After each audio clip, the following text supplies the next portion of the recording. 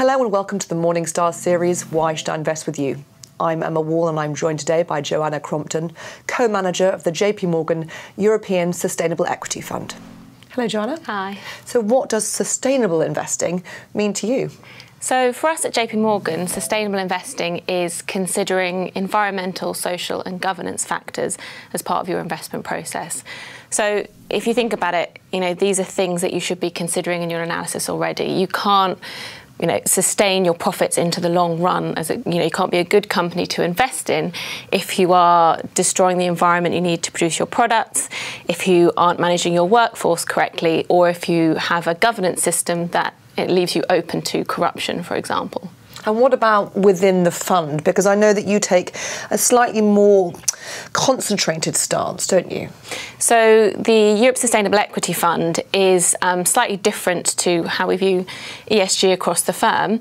Across the firm, we're looking for ESG integration, which is consideration of and systematic and explicit consideration of ESG throughout your investment process. This fund is kind of the next step beyond that, so we're actually targeting positive exposure to ESG. And does that mean that you find there are sector biases within the fund? Because presumably certain types of companies do this better than others. So we've got a positive best-in-class approach, which means that we're looking for the sustainability leaders within each sector. So, for example, so we're not indiscriminately screening out large sectors or areas of the market. We can invest in tobacco stocks if we think they're sustainable and if we think they're a good investment.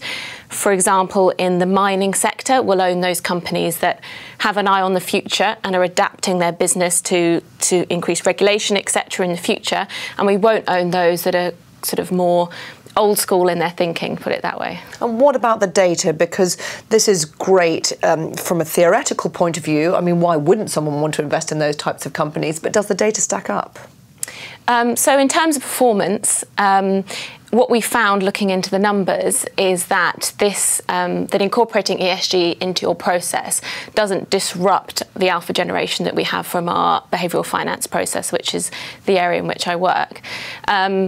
In fact, if you look at it more from a risk perspective, it's a very good way of managing your risks. So from a risk perspective, I'd say it's definitely additive to the process. And when you're making an investment decision, at what point does the ESG factor come in? Because you can think about a company that may score very highly on ESG, but are they incredibly, expensive on valuations or another metric which makes them sort of less attractive? So the point of this fund and the process which we use to invest is it's combining sustainability with our style characteristics that we look at, so value, quality and momentum. And the point of it is it's not just a screen at any stage.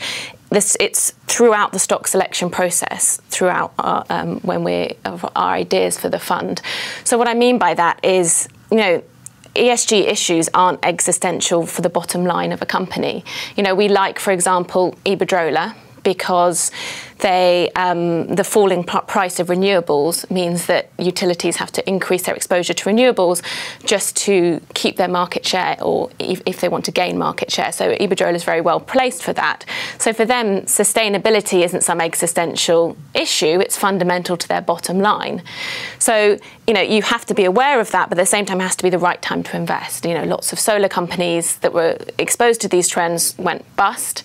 So you have to be at the same time aware of the fundamental factors, be aware of the value, quality, momentum, the style characteristics that we look at before you invest in the company. Joanna, thank you very much. Thank you. This is Emma Wall for Morningstar. Thank you for watching.